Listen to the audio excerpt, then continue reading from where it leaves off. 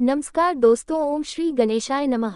आप सभी को दीपावली की बहुत बहुत शुभकामनाएं। कार्तिक मास के कृष्ण पक्ष की अमावस्या तिथि को दीपावली का त्योहार मनाया जाता है और इस दिन मां लक्ष्मी जी का पूजन किया जाता है और मां लक्ष्मी जी की पूजा करने के बाद दीपावली की कथा अवश्य सुननी चाहिए। तो आइए हम सभी आज श्रद्धा के साथ सुनते हैं दीपावली की कथाएं। सबसे पहले हम भगवान गणेश जी की कथा सुनेंगे। एक बार गणेश भगवान एक छोटे से बालक का रूप धरकर चिमटी में चावल और चमचे में दूध लेकर धरती लोक पर आए और वहां आने पर वो एक गाँव में गए जहाँ वह हर किसी से कह रहे थे कि कोई मेरी खीर बना दो, कोई मेरी खीर बना दो। एक बूढ़ी माई बैठी हुई थी, उन्होंने कहा ला मैं बना दूं। अब वह छोटा सा बर्तन चूल्हे पर चढ़ाने लगी। तब गणेश जी ने कहा दादी माँ छोटी सी भगोनी मत चढ़ाओ, आपके घर में तो जो सबसे बड़ा वाला बर्तन हो ना वही चढ़ा दो। बूढ़ी माई ने बालक का मन रखने के लिए वही किया। वह घर के भीतर गई और घर का सबसे बड़ा भगोना लाकर चूल्हे पर चढ़ा दिया। वह देखती रह गई कि उसमें जो थोड़े से चावल उस बड़े बर्तन में उन्होंने डाले थे वह तो पूरा का पूरा भर गया। अब गणेश जी ने कहा दादी माँ मैं नहाकर आता हूँ, तब तक खीर तैयार हो जाएगी। खीर तैयार हो गई तो बूढ़ी माई के पोते पोती खीर खाने के लिए रोने लगे। बूढ़ी माई जब भी कुछ बनाती तो बिना गणेश भगवान को भोग लगाए कुछ नहीं खाती, ना ही किसी और को खाने देती थी। तब उन्होंने मन ही मन कहा गणेश जी तेरे भोग लगे। ऐसा कहकर उन्होंने चूल्हे में थोड़ी सी खीर डाली और कटोरी भरकर खीर बच्चों को दे दी। बूढ़ी माई की पड़ोसन ऊपर से देख रही थी तो बूढ़ी माई ने सोचा ये तो उस बालक से चुगली कर देगी, तो एक कटोरा भरकर उन्होंने उस पड़ोसन को भी पकड़ा दिया। बूढ़ी माई की बहू ने चुपके से एक कटोरा खीर खाया और कटोरा चक्की के नीचे छुपा दिया। अभी भी गणेश जी नहीं आए थे। बूढ़ी माई को भी भूख लग रही थी तो उन्होंने भी एक कटोरा खीर का भरकर किवाड़ के पीछे बैठकर एक बार फिर कहा गणेश जी आपको भूख लगे। ऐसा कहकर भोजन करना शुरू कर दिया और खीर भी खा ली। तब तक गणेश जी आ गए तो बूढ़ी माई ने कहा अरे गणेशा खीर खा ले, मैं तो तेरी ही राह देख रही थी। गणेश जी ने कहा दादी माँ मैंने तो पहले ही खीर खा ली। बूढ़ी माई ने कहा खीर खा ली? अरे कब खाई, तू तो यहाँ था भी नहीं। गणेश जी ने कहा जब तुम्हारे पोते पोती ने खीर खाई तब खाई थी, जब तुम्हारी पड़ोसन ने खाई तब खाए और जब तुम्हारी बहू ने खाई तब भी मैंने खाए। अब तुमने खाई तो मेरा तो पूरा पेट ही भर गया। पूरी माई ने कहा बेटा और सारी बात तो सच है, पर बहू बेचारी का नाम मत लो, वो तो सुबह से काम में लगी हुई है, फिर भला उसने खीर कब खाई। तब गणेश जी ने कहा अरे दादी चक्की के नीचे देखो तो झूठा कटोरा पड़ा है और तुमने तो मुझे भोग लगाया, लेकिन तुम्हारी बहू तो वैसे ही खा गई। बूढ़ी माई ने कहा अच्छा बेटा घर की बात है, घर में ही रहने दो। अब बताओ तो जरा ये बची हुई खीर का मैं क्या करूं। तो गणेश जी ने कहा नगरी जमा दो पूरी। तो बूढ़ी दादी ने पूरी नगरी जमा दी, फिर भी खीर का बर्तन पूरा भरा ही था। जब ये बात राजा को पता चली तो बूढ़ी दादी को बुलाया और पूछा क्यों रे बुढ़िया, ऐसा बर्तन तेरे घर पर अच्छा लगे या हमारे घर पर सोवे। तो बूढ़ी दादी ने कहा राजा जी आप ले लो। राजा ने खीर का बर्तन महल में मंगवा लिया और लाते ही जब उसमें से खीर मांगी तो खीर की जगह पर कीड़े मकोड़े बिच्छू कंचले हो गए और उसमें से दुर्गंध आने लगी। ये देखकर राजा ने बुढ़िया से कहा अरे बूढ़ी दादी अपना ये बर्तन वापस ले जाओ, हमने तुम्हारा बर्तन तुम्हें वापस कर दिया। तब बूढ़ी माई ने कहा महाराज अगर आप देते तो पहले ही कभी देते, ये बर्तन तो मुझे मेरे गणेश जी ने दिया है। ऐसा कहकर बूढ़ी माई ने वह बर्तन वापस ले लिया और उनके हाथों में लेते ही उस बर्तन की दुर्गंध दूर हो गई, सुगंधी आने लगी। घर आकर बूढ़ी दादी ने गणेश जी से कहा अब बताओ बची हुई खीर का क्या करें। तब गणेश जी ने कहा करना क्या है बूढ़ी दादी, झोपड़ी के कोने में गड्ढा खोदकर गाड़ दो, उसी जगह सुबह उठकर वापस खोदोगी तो धन के 2 मटके मिलेंगे। ऐसा कहने के बाद गणेश भगवान वहीं अंतर्ध्या हो गए। जाते समय झोपड़ी के लात मारते हुए गए तो झोपड़ी की जगह पर महल हो गया। सुबह बहू ने फावड़ा लेकर पूरे घर को खोद दिया, जो कुछ भी नहीं मिला। तब बहू ने कहा सासू जी थारो गणेश तो झूठो है। सासू ने कहा बहू मारो गणेश झूठो नहीं है, ला मैं देखूं। ऐसा कहकर वह सुई लेकर खोजने लगी। जब वह सुई से खोद रही थी तो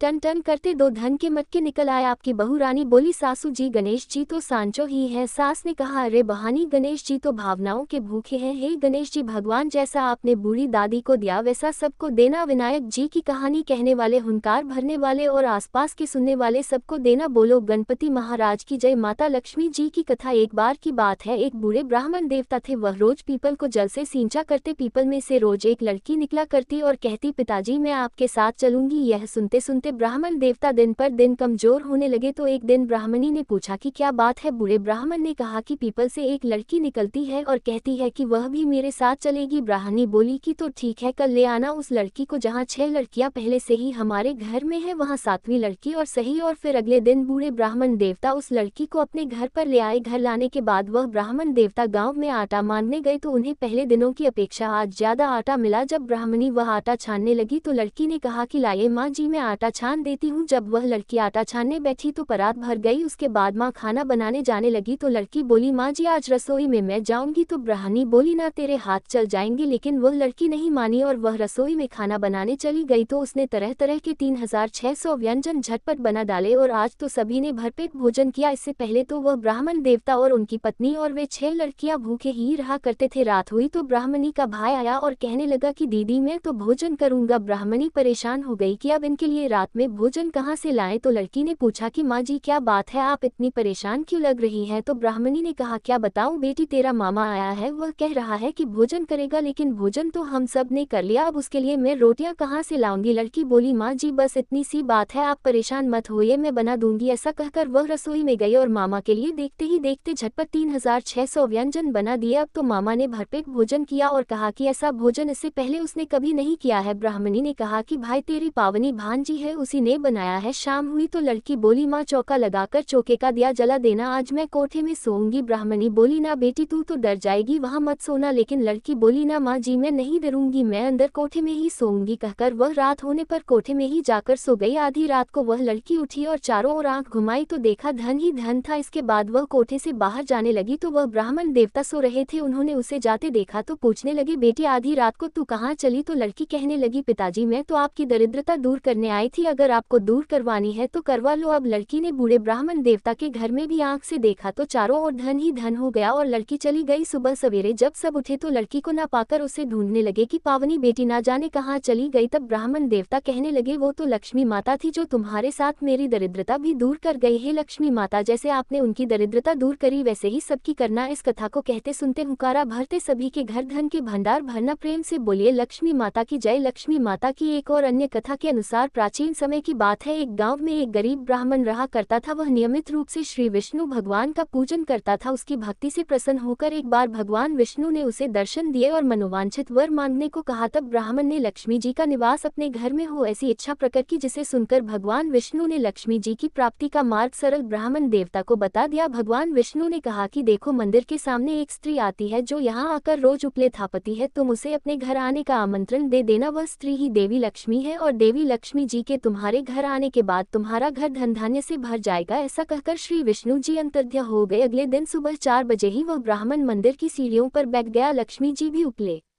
थापने के लिए आए तो ब्राह्मण ने उनसे अपने घर आने का निवेदन किया। ब्राह्मण देवता की बात सुनकर लक्ष्मी जी समझ गई कि यह सब कुछ श्री विष्णु जी के ही कहने से हुआ है। तब लक्ष्मी जी ने ब्राह्मण देवता से कहा, तुम महालक्ष्मी व्रत करो और रात को चंद्रमा को अर्घ देने से तुम्हारा मनोरथ पूर्ण हो जाएगा। तब ब्राह्मण देवता ने देवी के कहे अनुसार व्रत और पूजन किया और देवी को उत्तर दिशा की ओर मुंह करके पुकारा, जिससे देवी लक्ष्मी जी ब्राह्मण देवता पर प्रसन्न हो गई और उन्होंने अपना वचन पूर्ण किया और देवी लक्ष्मी जी की कृपा से ब्राह्मण देवता के घर में अन्न और धन के भंडार भर गए। एक बार एक गांव में एक साहूकार था। उसकी बेटी प्रतिदिन पीपल पर जल चढ़ाने जाया करती थी। जिस पीपल के पेड़ पर वह जल चढ़ाती थी उसी पेड़ पर लक्ष्मी जी का वास था। एक दिन देवी लक्ष्मी जी ने साहूकार की बेटी से कहा, मैं तुम्हारी मित्र बनना चाहती हूँ। लड़की ने कहा कि मैं अपने पिता से पूछकर बताऊंगी। यह बात घर आकर साहूकार की बेटी ने अपने पिता को बताई तो पिता ने सुनते ही हाँ कर दी। अगले दिन जाते ही साहूकार की बेटी ने देवी लक्ष्मी जी की सहेली बनना स्वीकार कर लिया। अब वे दोनों अच्छे मित्रों की तरह आपस में वार्तालाप करने लगी। एक दिन लक्ष्मी जी साहूकार की बेटी को अपने घर पर ले गई। अपने घर में लक्ष्मी जी ने दिल खोलकर उसका स्वागत किया, उसकी खूब खातिर की, अनेक प्रकार के स्वादिष्ट व्यंजन उसे परोसे। खूब खातिरदारी के बाद जब साहूकार की बेटी वापस लौटने लगी तब लक्ष्मी जी ने प्रश्न किया कि सखी अब तुम मुझे कब अपने घर बुलाओगी। तब साहूकार की बेटी ने लक्ष्मी जी को अपने घर पर आने का निमंत्रण दे दिया। अब साहूकार की बेटी ने निमंत्रण तो दे दिया लेकिन अपने घर की आर्थिक स्थिति को देखकर वह बहुत उदास हो गई। उसे डर लगने लगा कि क्या वह लक्ष्मी जी का अच्छे से स्वागत कर पाएगी, क्या उन्हीं की तरह उन्हें भोजन परोस पाएगी। सोच सच कर साहूकार की बेटी उदास हो गई। साहूकार ने अपनी बेटी को उदास देखा तो वह समझ गया। फिर उसने अपनी बेटी को समझाया कि बेटी तू फौरन मिट्टी से चौका लगाकर साफ सफाई कर 4 बत्ती के मुख वाला दिया जला और लक्ष्मी जी का नाम लेकर बैठ जा। ठीक उसी समय एक चील किसी रानी का नौलखा हार लेकर उसके पास डाल गई। साहूकार की बेटी ने उस हार को बेचकर सोने की चौकी थाल और भोजन की तैयारी की। थोड़ी ही देर में श्री गणेश जी के साथ लक्ष्मी जी उसके घर पर आ गई। साहूकार की बेटी ने उन दोनों की खूब सेवा की, उसकी खातिर से लक्ष्मी जी बहुत प्रसन्न हुई और फिर लक्ष्मी जी की कृपा से साहूकार बहुत अमीर व्यक्ति बन गया। दूसरी कथा के अनुसार एक बार की बात है, एक राजा ने लकड़हारे को प्रसन्न होकर उसे चंदन की लकड़ी का जंगल उपहार स्वरूप दे दिया, लेकिन लकड़हारा तो ठहरा लकड़हारा, भला उसे चंदन की लकड़ी का महत्व क्या पता। वह तो साधारण लकड़ियों की तरह जंगल से चंदन की लकड़ियां लाकर उन्हें भी जलाकर भोजन बनाने के लिए प्रयोग में लाता था। राजा को अपने गुप्तचरों से यह बात पता चली तो उसकी समझ में आ गया कि धन का उपयोग तो केवल बुद्धिमान व्यक्ति ही कर पाता है। यही कारण है कि लक्ष्मी जी और श्री गणेश जी की एक साथ पूजा की जाती है, ताकि व्यक्ति को धन के साथ साथ उसे प्रयोग करने की योग्यता भी आ जाए। धार्मिक ग्रंथ रामायण में कहा गया है कि जब 14 वर्ष का वनवास काटकर श्री राम लंका नरेश रावण का वध कर वापस अयोध्या आए थे, तो उन्हीं के वापस आने की खुशी में समस्त अयोध्या वासियों ने अयोध्या को दीपों से सजाया था। अपने भगवान के वापस आने की खुशी में पूरी अयोध्या नगरी दीपों की रोशनी में जगमगा उठी थी। एक अन्य कथा के अनुसार भगवान श्री कृष्ण ने दीपावली से एक दिन पहले नरकासुर का वध किया था। नरकासुर एक दानव था और भगवान श्री कृष्ण ने नरकासुर का वध कर पृथ्वीलोक को उसके आतंक से मुक्त कराया था। बुराई पर अच्छाई की जीत के प्रतीक के रूप में दीपावली का पर्व मनाया जाता है। एक और कथा के अनुसार एक बार एक साधु के मन में राजसिक सुख भोगने का विचार आया। इसके लिए उसने लक्ष्मी जी को प्रसन्न करने के लिए कठिन तपस्या करनी आरंभ कर दी। तपस्या पूरी होने पर लक्ष्मी जी ने प्रसन्न होकर उसे मनोवांछित वर दे दिया। अब वरदान मिलने के बाद वह साधु राजा के दरबार में पहुंचा और सिंहासन पर चढ़कर राजा का मुकुट नीचे गिरा दिया। राजा ने देखा कि मुकुट के अंदर से एक विशाला सांप निकलकर भागा। ये देखकर राजा बहुत प्रसन्न हुआ, क्योंकि साधु ने उस सांप से राजा की रक्षा की थी। इसी प्रकार एक बार साधु ने सभी दरबारियों को फौरन राजमहल से बाहर जाने को कहा। सभी के बाहर जाते ही राजमहल गिरकर खंडहर में बदल गया। राजा ने अब की बार फिर उसकी प्रशंसा की। अपनी बार बार प्रशंसा सुनकर साधु के मन में अब अहंकार आने लगा। साधु को अपनी गलती का पता चला तो उसने गणेश भगवान जी को प्रसन्न किया। गणेश भगवान जी के प्रसन्न होने पर राजा की नाराजगी दूर हो गई और साधु को उसका स्थान वापस दे दिया गया। इसीलिए कहा गया है कि धन के लिए बुद्धि का होना अत्यंत आवश्यक है। यही कारण है कि दीपावली पर लक्ष्मी जी और श्री गणेश के रूप में धन और बुद्धि की पूजा की जाती है। महाकाव्य रामायण के अनुसार रावण को हराने के बाद भगवान राम के अयोध्या लौटने के उपलक्ष्य में दिवाली मनाई जाती है। श्री राम को 14 साल के लिए अयोध्या से उनके पिता राजा दशरथ द्वारा वनवास दिया गया था। उनकी पत्नी माता सीता और भाई लक्ष्मण जी भी वनवास के समय उनके साथ थे। तीनों ने 14 साल तक जंगल में भटकते हुए तरह तरह की चुनौतियों का सामना किया। वनवास के दौरान लंका के राजा रावण ने माता सीता का अपहरण कर लिया था। एक दिन जब माता सीता कुटिया में अकेली थी, तब रावण ने संत का रूप धारण करके छल से उनका अपहरण कर लिया। दिव्य पक्षी जटायु बहादुरी से रावण से लड़ने का प्रयास करता है, लेकिन रावण माता सीता को समुद्र पार करके अपने राज्य लंका में ले गया। श्री राम वानरों के राजा सुग्रीव और सेनापति हनुमान जी की मदद से लंका तक पहुंचने के लिए समुद्र पर पत्थरों का एक पुल बनाते हैं। पत्थरों को उछाल का वरदान प्राप्त है, इसलिए वे पानी में डूबते नहीं। एक लंबी लड़ाई के बाद श्री राम ने रावण को हराया और माता सीता को उसकी कैद से मुक्त कराया। जब उनका वनवास समाप्त हुआ, तब श्री राम, सीता जी और लक्ष्मण जी अपने राज्य अयोध्या वापस लौट आए। अयोध्या के लोगों ने उनके स्वागत के लिए खूब दिए जलाए, अपने घरों को सजाया। भगवान राम की अयोध्या वापसी अच्छाई की जीत का प्रतीक है, इसलिए हम रोशनी का त्योहार दीपावली मनाते हैं। ये बुराई पर अच्छाई और अंधकार पर प्रकाश की जीत का प्रतीक है। इन कथाओं के साथ यदि अमावस माता की कथा सुनी जाए, तभी कथाओं को सुनने का पूरा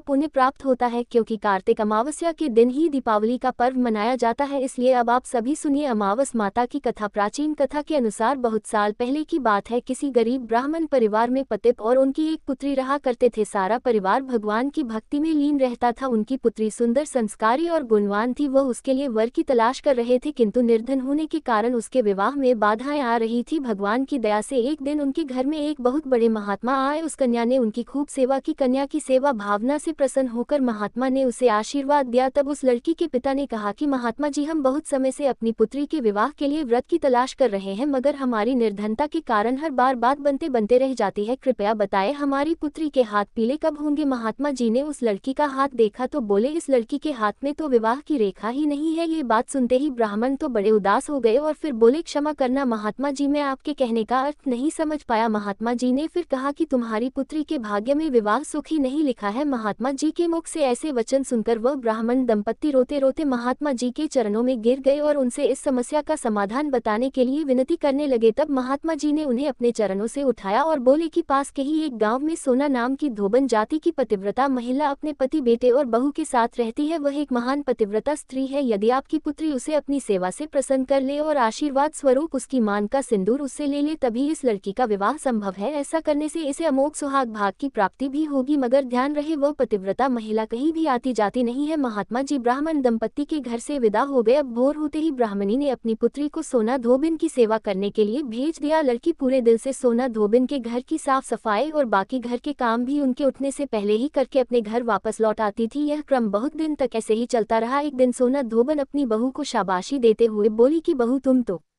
ब्रह्म मुहूर्त में ही उठकर घर का सारा कामकाज कर लेती हो और मुझे पता तक नहीं चलता। बहू बोली, माता जी मैं तो सुबह देर से उठती हूँ, मुझे लगा घर के ये सारे काम आजकल आप किया करती है। जानकर सोना धोबिन को बड़ी हैरानी हुई। उसने सोचा कि आखिरकार उनके घर का ये सारा काम कौन करके चला जाता है, इस बात का मुझे पता लगाना चाहिए। तब अगले दिन भोर होते ही सास बहू उठकर घर के एक कोने में छुपकर निगरानी करने लगे कि कौन है जो ब्रह्म मुहूर्त में ही घर का सारा काम करके चला जाता है। उधर अपने निर्धारित समय पर ब्राह्मण की पुत्री आए और मुख से भजन करते करते घर का सारा काम दिल से करने लगी। अपना काम पूरा होने पर जब वह वहां से जाने लगी तो सोना धोबन ने उसे पकड़ लिया और उसके सामने आकर उससे पूछा कि तुम कौन हो बेटी और इस तरह छुपकर मेरे घर का काम क्यों करती हो। ब्राह्मण की पुत्री ने उन्हें महात्मा के द्वारा कही हुई सारी बात बता दी। सोना धोबन पतिव्रता होने के साथ साथ बहुत उदार दिल की भी थी। वह उस लड़की की सहायता के लिए तैयार हो गई। उस दिन अमावस्या थी और वह उस लड़की के साथ बिना अन्न जल ग्रहण किए उपवास रखकर उसके घर की ओर चल पड़ी। उसने सोचा रास्ते में कहीं पीपल का पेड़ मिलेगा तो उसे भावरी देकर और उसकी परिक्रमा करके ही जल ग्रहण करेगी। लड़की के घर पहुंचकर सोना धोबन ने जैसे ही अपनी मांग से सिंदूर उस कन्या की मांग में लगाया तो सोना धोबन के पति के प्राण बखेरू उड़ गए। सोना धोबन को ज्ञात हो गया कि अब उसके पति इस दुनिया में नहीं रहे। वह ब्राह्मण परिवार से विदा लेकर चल पड़ी। रास्ते में पीपल का पेड़ देखकर उसने ईंट के टुकड़ों से 108 बार भावरी देकर 108 बार पीपल के पेड़ की परिक्रमा की। उसके बाद जल ग्रहण किया, तभी उसके पति के मृतदेह में प्राण लौट आए। इस प्रकार अमावस्या के दिन पीपल के पेड़ की पूजा करने और इस कथा को सुनने से सुहागन महिलाओं का सुहाग अटल रहता है। सुहागन महिलाओं को सभी प्रकार के मनोरथों की प्राप्ति होती है। जिनका विवाह नहीं हो रहा हो उन्हें मनोवांछित वर की भी प्राप्ति होती है। सभी अभीष्ट मनोरथों की पूर्ति होने के साथ साथ ऐसे भक्तों के घर में धन, अन्न, सुख, समृद्धि के भंडार भी भरे रहते हैं। अमावस्या के दिन विवाह संबंधी परेशानियों के निवारण के लिए किसी धोबी परिवार को कुछ भेंट, दक्षिणा इत्यादि देने का भी विधान है। ये थी अमावस्या की व्रत कथा। श्री अष्टलक्ष्मी स्तोत्र का हिंदी में अर्थ परम पूज्य गुरुजी श्री पंडित रविशंकर जी ने इसकी व्याख्या बहुत ही सरल शब्दों में की है। जिस घर में भी नित्य प्रतिमा लक्ष्मी जी के 8 स्वरूपों का ध्यान और स्मरण किया जाता है उस घर में कभी धन धान्य की कमी नहीं रहती। माँ लक्ष्मी के यह 8 स्वरूप हैं: आद्य लक्ष्मी, धन लक्ष्मी, विद्या लक्ष्मी, धैर्य लक्ष्मी, धैर्य लक्ष्मी, संतान लक्ष्मी, विजय लक्ष्मी और गज लक्ष्मी। सुमनस वंदित सुंदरी, माधवी, चंद्र सहोदरी, हेम में मुनि गण वंदित, मोक्ष प्रदायिनी, मंजुल भाषिनी, वेदनुते, पंकज वासिनी, देव सुपूजित, सद्गुण वनी, शांति युते, जय जय जय हे मधुसूदन कामिनी। आद्य लक्ष्मी परिपाल्य माम अर्थात देवी, आप सभी भले मनुष्यों के द्वारा वंदित। सुंदरी माधवी अर्थात माधव की पत्नी, चंद्र की बहन, स्वर्ण अर्थात सोने की मूर्त रूप, मुनिगणों से घिरी हुई, मोक्ष देने वाली, मृदु और मधुर शब्द कहने वाली, वेदों के द्वारा प्रशंसित हो, कमल के पुष्प में निवास करने वाली और सभी देवों के द्वारा पूजित, अपने भक्तों पर सद्गुणों की वर्षा करने वाली, शांति से परिपूर्ण और मधुसूदन के प्रिय। हे देवी आदि लक्ष्मी, आपकी जय हो, जय हो। आप मेरा पालन करो। धिम धीमी, धिन धीमी, धिन धीमी, धिन धीमी, धुधुपनाद सुमय, घूम घूम घूम घूम घूम घूम घूम घूम, शंख निनाद स्वतनुते, वेद पुराण इतिहास सुपूजित, वैदिक मार्ग प्रदर्शयुते, जय जय हे मधुसूदन कामिनी। धन लक्ष्मी रूपेण पालय माम अर्थात ददुभी अर्थात ढोल के धीमी धीमी स्वर से आप परिपूर्ण हो। घूम घूम घूम घूम की ध्वनि करते हुए शंखनाद से आपकी पूजा होती है। वेद पुराण और इतिहास के द्वारा पूजित देवी, आप भक्तों को वैदिक मार्ग दिखाती हो। मधुसूदन की प्रिय हे देवी विद्या लक्ष्मी, आपकी जय हो, जय हो। आप मेरा पालन करो। प्रणत सुरेश्वर भारती भार्गवी, शोक विनाशिनी, रत्नमय मणिमय भूषित, कर्ण विभूषण, शांति समावृत, हास्य मुखे, नवनिधि दायिनी, कलिमल हारिणी, कामित फल प्रद, हस्तयुते, जय जय हे मधुसूदन कामिनी। विद्या लक्ष्मी सदा पालय अर्थात सुरेश्वरी को, भारती भार्गवी शोक का विनाश करने वाली, रत्नों से शोभित देवी को प्रणाम करो। विद्या लक्ष्मी के कर्ण अर्थात कानमणियों